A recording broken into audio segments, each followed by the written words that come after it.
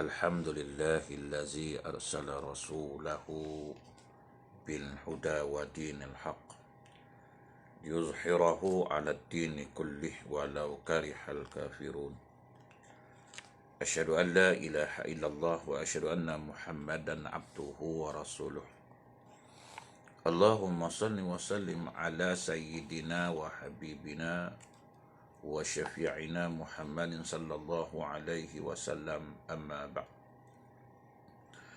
Ayuhal mu'minun ittaqullah usikum wa iyaya bittaqwallahi faqad fazal muttaqun. Subhanaka la ilma lana illa ma 'allamtana innaka antal alimul hakim. Rabbi syrah li sadri wa yassir li amri wahlul 'uqdatam min lisani yafqahu qawli. Rabbi yassir wa la tu'assir ya karim. Allahumma zakkirna ma nasina wa 'allimna ma jahilna. Allahumma zakkirna ma nasina wa 'allimna ma jahilna. Allahumma zakkirna ma nasina wa 'allimna ma jahilna. Tuan-tuan dan puan muslimin dan muslimat, mudah-mudahan dirahmati Allah Subhanahu wa taala insyaallah. Pertamanya kita manjatkan rasa syukur terhadap Allah Subhanahu wa taala karena dengan limpah kurnia dan hidayahnya kita masih lagi diberi kesempatan, masih lagi diberi peluang, kelapangan waktu, kesihatan yang baik sehingga kita sama-sama dapat melaksanakan tuntutan-tuntutan Allah Subhanahu wa taala dan meninggalkan segala larangan-larangan Allah Subhanahu wa taala insyaallah. InsyaAllah pagi ini kita menyambung kembali perkongsian ilmu kita dalam kitab Qaulul Tam fil Ahkam Imam wal Ma'mum ala Mazhab Syafi'i, dalam terjemahan yang diterjemahkan oleh Datuk Syekh Haji Zakaria bin Haji Ahmad Wan Besar. Masalah yang ke-63, kita sambung masalah yang ke-63, iaitu syarat-syarat sembahyang jenazah. Syarat-syarat sembahyang jenazah. Disyaratkan sembahyang jenazah itu bahawa jangan mendahulukan atas mayat dan jangan mendahulukan atas imamnya. Mayat belum ada ataupun imam, kita mendahului imam. Seperti mana pada segala sembahyang. Dan mayat di sini adalah seperti imam. Tetapi jika diletakkan mayat di dalam rumah yang berkunci, kemudian disembahyangkan ke atas mayat di luarnya, nescaya sahlah sembahyangnya. Demikianlah juga sah sembahyang atas selepas sembahyang mayat itu dikebumikan, dan disunatkan bahawa berdiri orang yang sembahyang itu di sisi kepalanya jika ia laki-laki.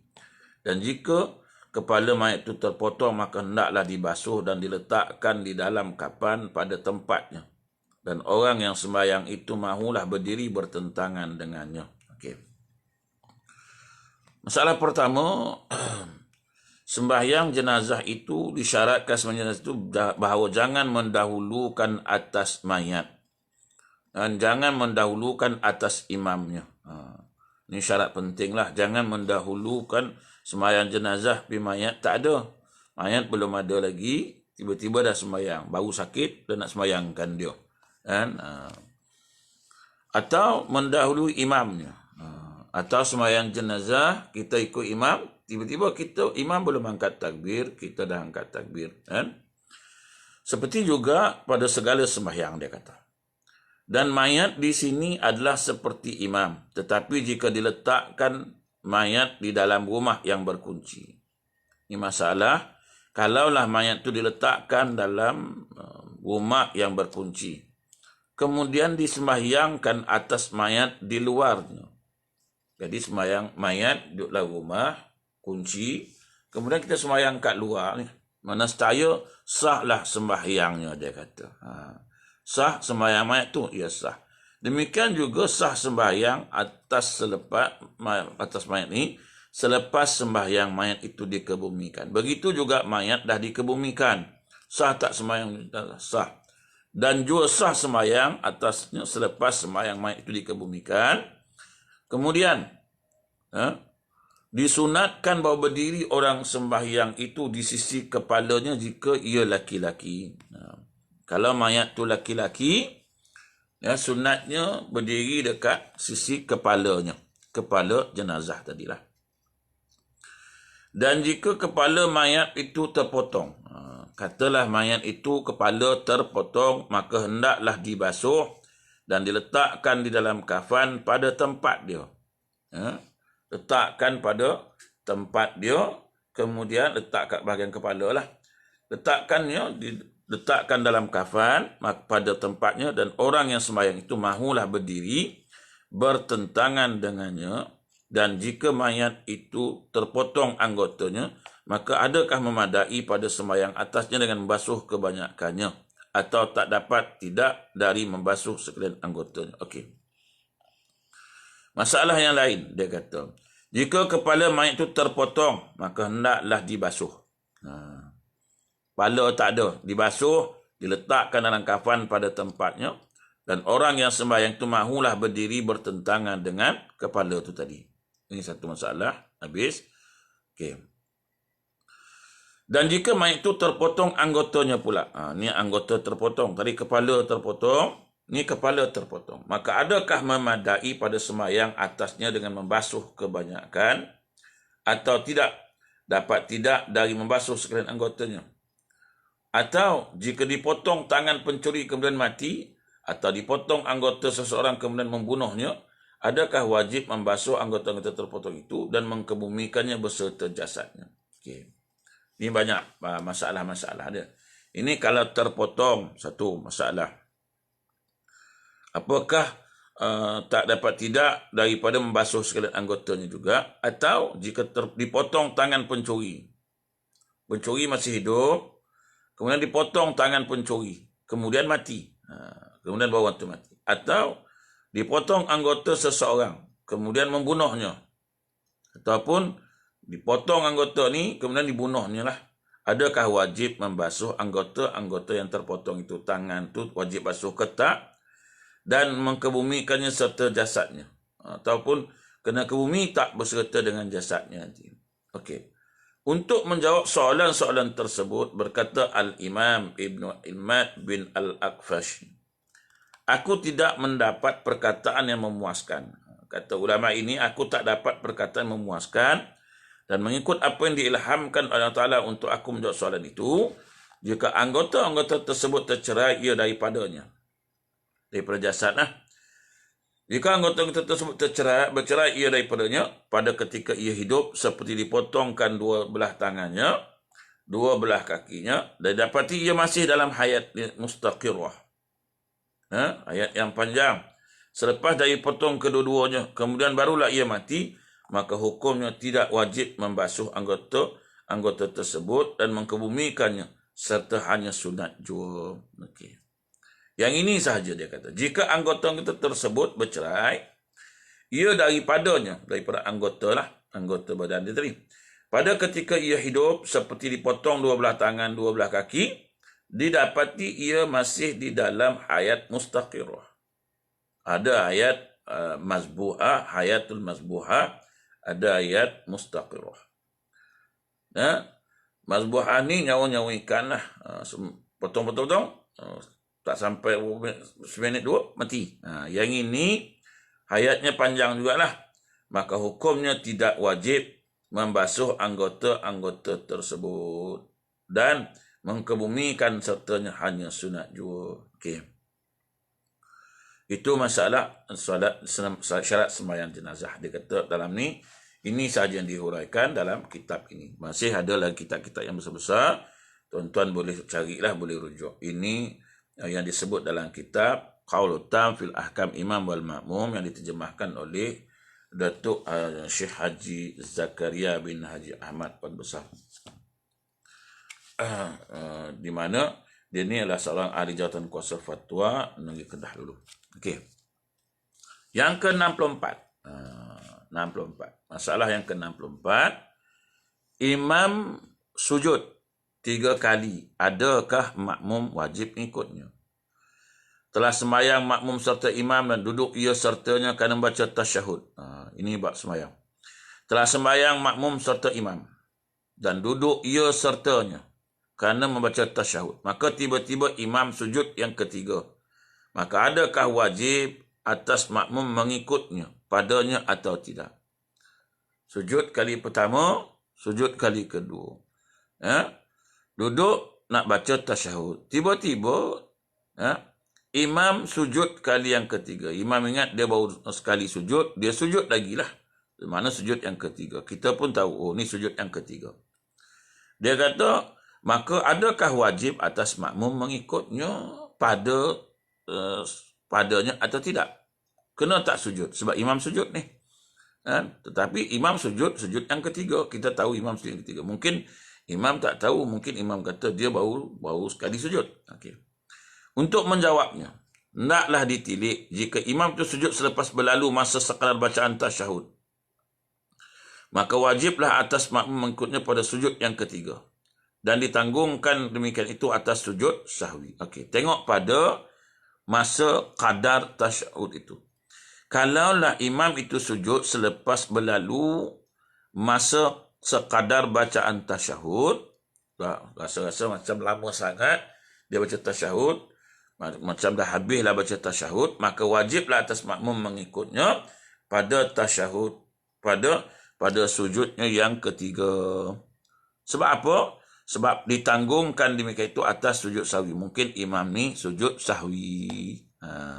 Tapi kena tengoklah, sewaktu baca tasyahud tadi, imam tu baca tasyahud, lama tak kadar masa imam sujud selepas berlalu masa kadar bacaan tasyahud. Kalau rasa lama baru dia sujud yang ketiga, artinya mungkin imam melakukan sujud sahwi. Dan waktu itu wajiblah atas makmum mengikutnya pada sujud yang ketiga. Wajib hukumnya makmum ikut sujud yang ketiga. Dan selepasnya, jika imam itu sujud sebelum berlalu masa sekadar bacaan tasyahud, maka tidak harus mengikut padanya. Kalau kurang daripada masa bacaan tasyahud imam, maknanya kita baca tasyahud, dia baca tasyahud. Tapi rasa macam sekejap sangat. Macam kalau dia baca tu mungkin tak habislah tasyahud ini, tiba-tiba imam sujud, maka jangan kita ikut, tidak harus mengikut. Dan ditanggungkan perbuatannya atas terlupa. Mungkin imam terlupa, mungkin dia rasa dia baru sujud yang pertama, dia nak sujud yang kedua lah. Padahal itu adalah sujud yang ketiga. Maka kita tak harus ikut padanya sebab ditanggungkan perbuatannya atas terlupanya imam tu. Bukan kerana sujud sahwi, kerana waktunya belum masuk tiba lagi lah. Sebab tak sepatutnya dia sujud yang tu. Tapi oleh kerana dia sujud, terlalu cepat sangat dia sujud, kita menyangkakan bahawa mungkin imam berasa dia baru sujud dua, baru sujud sekali. Ini sujud yang kedua lah bagi dia. Maka jika ia mengikutnya juga, nescaya batal lah sembahyang. Kalau makmum tadi ikut juga imam tadi tu, walaupun kita tahu ini sujud apa, mungkin ni sujud ni imam dah sujud yang ketiga ni, bukan sujud sahwi, dia ikut juga, batal sembahyang. Dan jika ditanggung perbuatan itu atas lupa, maka tidak wajib makmum itu mufaraqahnya, bahkan hendaklah yang menunggunya sehingga imam yang memberi salam, maka hendaklah ia sujud sahwi. Okey. Batal sembahyang yang tadi kalau ikutlah. Dan jika ditanggungkan perbuatan itu atas lupa, maka tidak wajib makmum itu mufaraqah. Kalau mungkin kerana lupa, ataupun imam tadi sujud mungkin dia kerana lupa, kita boleh tunggu ke? Kita jangan mufaraqah, tak wajib makmum mufaraqah, bahkan menunggu sehingga imam yang beri salam, maka hendaklah ia sujud sahwi.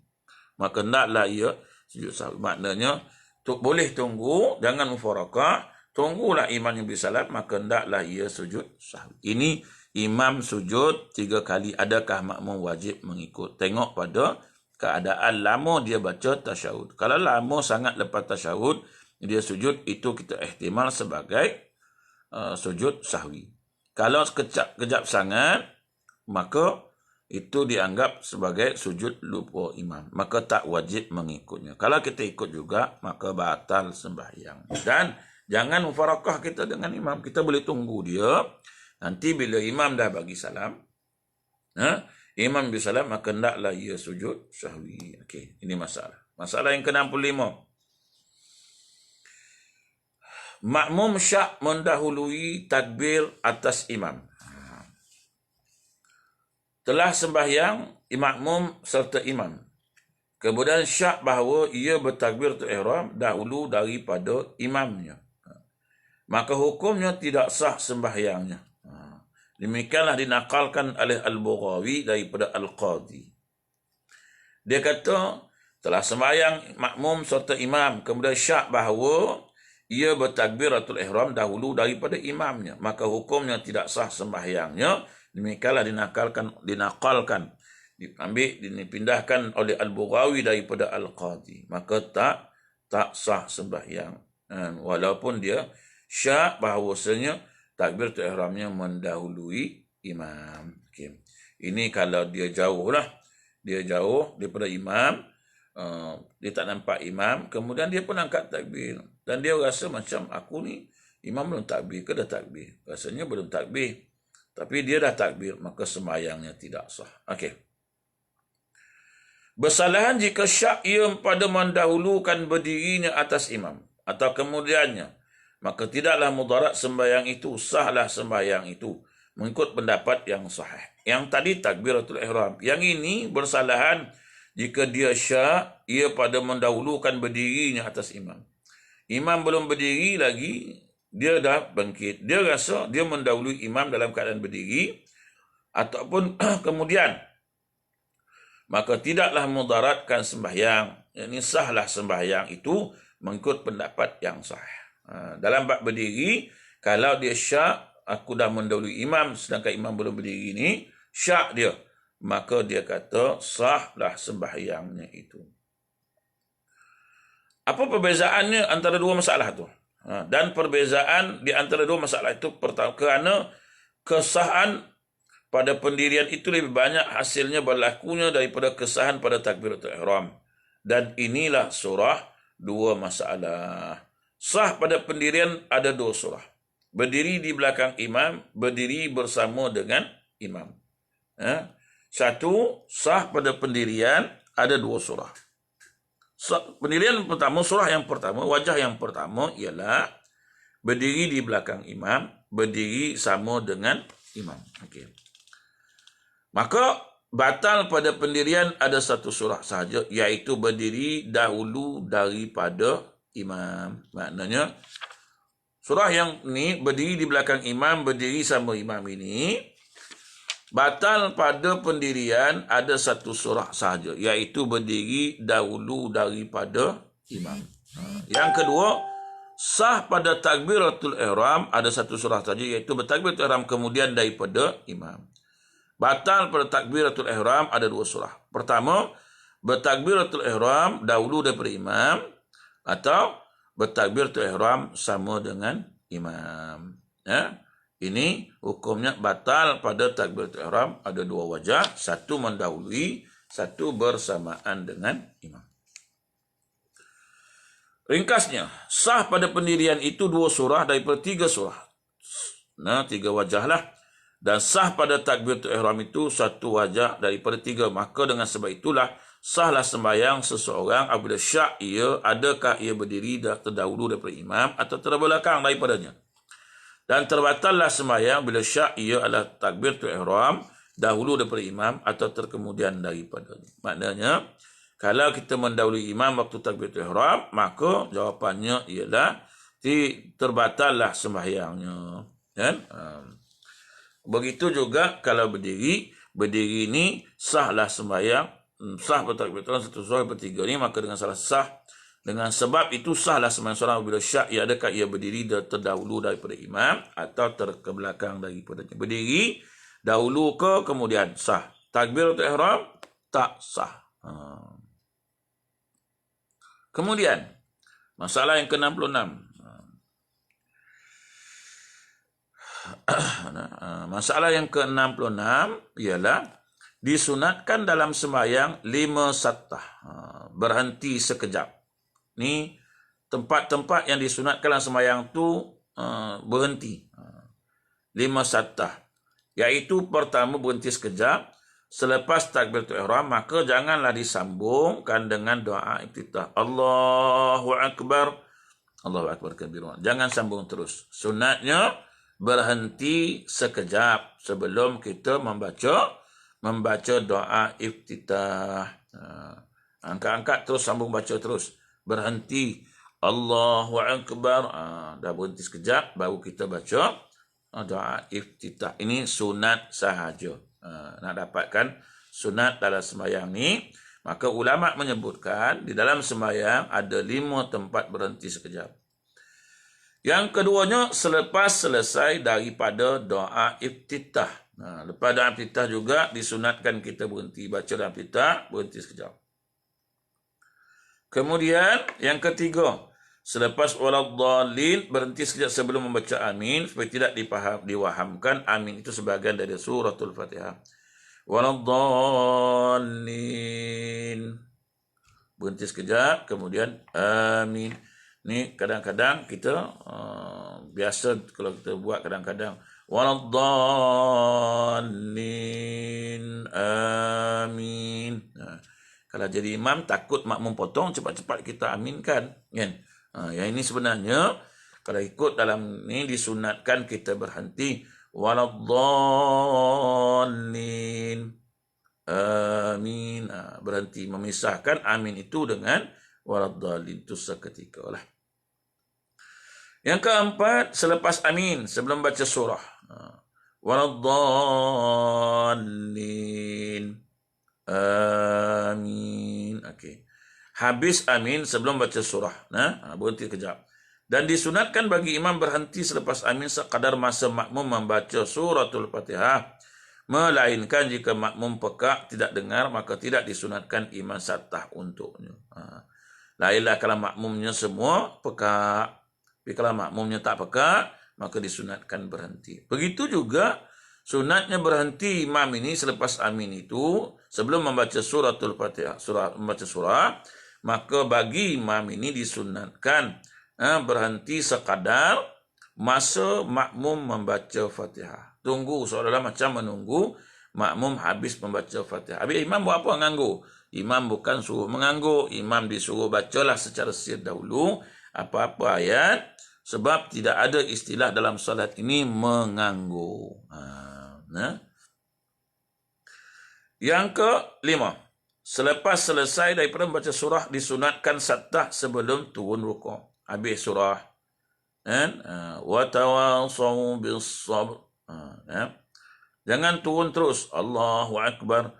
Sunatnya selepas membaca surah tu disunatkan berhenti sebelum turun rukuk. Ini 5 tempat disunatkan kita berhenti. 5 sunat dalam sembahyang ini disunatkan kita berhenti sekejap. Pertama lepas takbiratul ihram, maka jangan disambung terus dengan doa iftitah. Yang kedua, selepas selesai doa iftitah, jangan terus baca Fatihah. Yang ketiga, selepas waladhdallin, iaitu sebelum amin, supaya tidak diwahamkan amin itu sebagai daripada Fatihah. Dan juga yang keempat, selepas amin, membaca surah, dan disunatkan bagi imam berhenti selepas amin sekadar masa makmum baca Fatihah.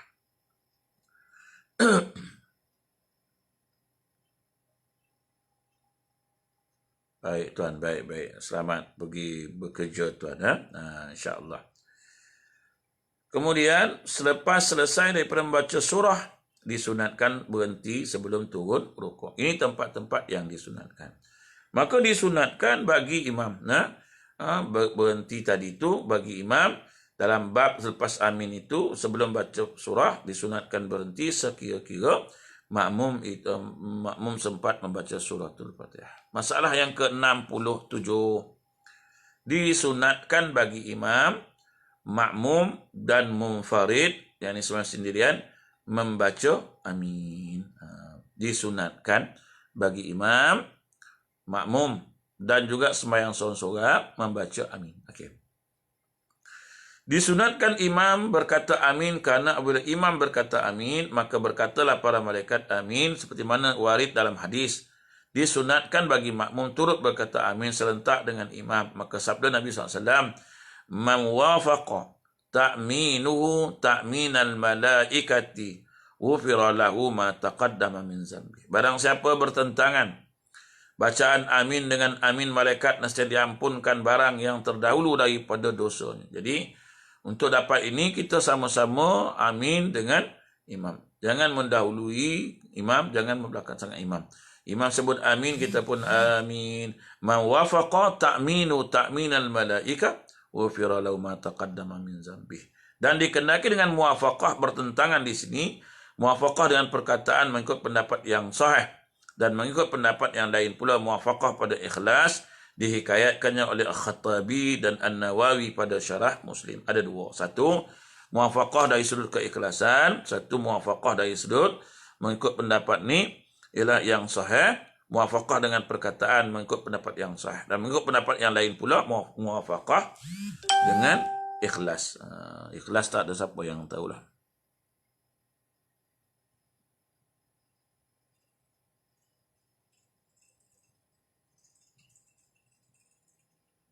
Okey. Ini soalan kita tengok.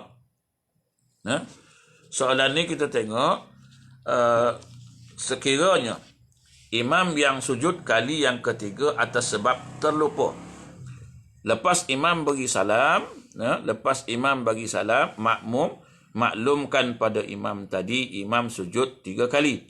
Jarak masa berapa lama lepas imam habis zikir dan doa atau terus lepas imam beri salam? Maka imam pun sujud sahwi pada kali yang kedua. Betulkah begitu? Ya. Kalau kita nak bagi tahu, maknanya imam telah sujud. Imam dalam masalah jarak tadi kita tengok, kalau lama tak perlulah, sebab kita menganggap bahawa sujud yang ketiga itu sujud sahwi. Tapi dalam waktu jarak yang singkat, imam sujud, mungkin imam terlupa, lepas imam bagi salam, imam tadi itu sujud, kenapa sujud 3 kali? Lepas dia bagi salam, kita pun tegur terus, kemudian imam pun sujud sahwi, kemudian bagi salam. Inilah yang betulnya dia kata. Betul ke gitu? Ya, betul. Okey. Selesai masalah yang salam tadi. Okey. Masalah yang ke-68, beberapa makna kalimah amin.